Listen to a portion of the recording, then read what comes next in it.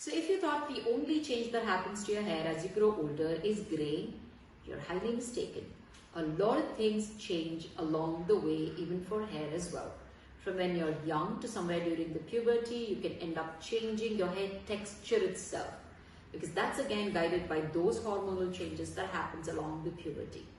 Much later, you might start seeing scalp issues which also lead to certain hair damage, maybe simply seborrhea, where we call it as a sticky scalp, or then that turning into a dandruff where the yeast overgrows on that sticky scalp because it feeds out of the fat on the scalp. So you might have dandruff, you could have an itchy, irritated scalp, and sometimes also this mess leads to excessive hair fall.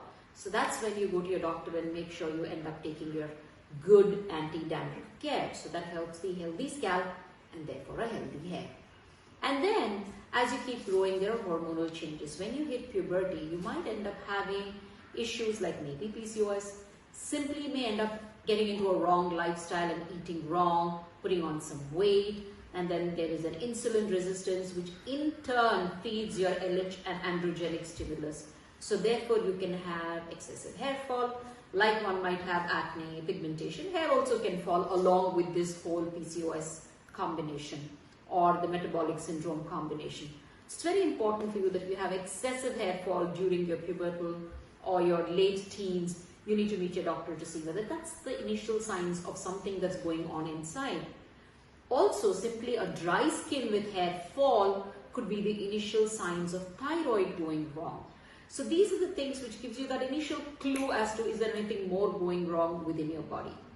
Nutritional deficiency is another thing that you can actually catch early on with signs like extra hair fall or hair thinning itself. Each strand starts to feel thinner. So that could be the color of your hair can change, texture of your hair can change with protein deficiencies, for example. Iron deficiency can cause excessive hair fall. So calcium, D3, all these also help each other to absorb better. Vitamin C deficiencies. All of these put together can also lead to hair fall. So hair becomes an extremely important sign. Simply drying, as in if you completely cut off fats, let's say as you're growing up, you want to do a diet and you cut off all the fats. What happens? You start seeing your hair becoming very brittle. You start seeing split ends. All of this can also happen. So there's huge amount of changes that happen, and all we think is, oh God, my hair is grey early, right? So that's something which is genetically determined in a lot of times. And sometimes a few deficiencies can also can cause or speeden up early graying, like calcium pantothenate deficiency, copper deficiency. But by the time these things happen, there are other major signs that can happen. So don't really worry about deficiencies, but it could just be a family trend. In my house, everybody grayed by the time they were 25, and so have I. My first gray started by the time my early 20s. So there's nothing much you can do about it. But what can you do about hair thinning? A lot. Like I said, make sure you look at your diet profile, make sure you look at your lifestyle changes, make sure you look at all your nutrition profile, and of course hormone profile, which your doctor will be able to best guide you. Then what happens as you start aging? Most of the hormones also tire. The first thing you see is probably a hypothyroidism and therefore hair fall. Women, when menopause hits, the estrogen goes down and therefore hair fall. 4 or 5 years after menopause, because your estrogens have gone down, also your male hormones can start kind of expressing themselves even more, and then you may start seeing a lot of patterned hair fall. So these are issues that needs to be fixed along as you keep growing. For men, usually they end up using hair more on the top, like on the cap area, and also the hairline starts receding. But for women, the hairline does recede, but in an equal, even fashion. And then you may start seeing a lot of hair thinning and hair fall from along the front part of your hair. So you end up seeing these areas getting scantier, this area getting scantier, but you might still have a lot of hair all around your back. So this is a kind of pattern hair fall that can happen in a female along with hair thinning. So what can you do at home? 1, like I keep saying, all your life, make sure your scalp is clean. 2, old customary things like hair care in terms of oiling your hair regularly is super important.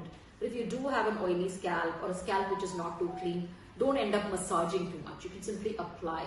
And when you apply oil to the hair, Remember, it is for the entire hair length, so not just your scalp, but apply oil along the entire hair length, which is very, very important.